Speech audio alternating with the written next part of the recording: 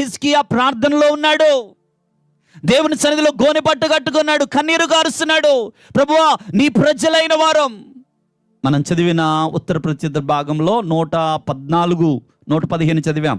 అక్కడ ఒక మాట ఉంటుంది. ఏమంటాడంటే, నీ దేవుడు ఏమాయనని అన్యజనులు ఎలా చెప్పుకుంటారయ్యా? ఎప్పుడు చెప్పుకుంటారు?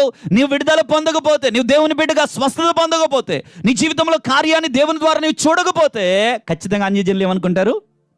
నీ దేవుడు ఏం చేశాడు?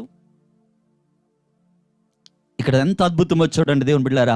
సేవకుడు హిజ్కియా రాజు దేవుని మందిరంలో ఉన్నాడు. కొంతమంది సేవకుని దగ్గరికి వెళ్ళారు. వెళ్ళి, అయ్యా ఇదిగో మా రాజు పంపించాడు అయ్యా, ఇదిగో ఒకసారి మమ్మల్ని చూడంటే ఆయన అంటాడు, మరలా వెళ్ళి చెప్పు, నీ యజమానితో మాట్లాడు, నీ యజమానునికి దేవుడు చెప్తున్నాడని చెప్పు. ఏం చెప్తున్నాడు అంటే, ఇదిగో దేవుడు నీ శత్రువుని లేకుండా ఆయన చెయ్యబోతున్నాడు.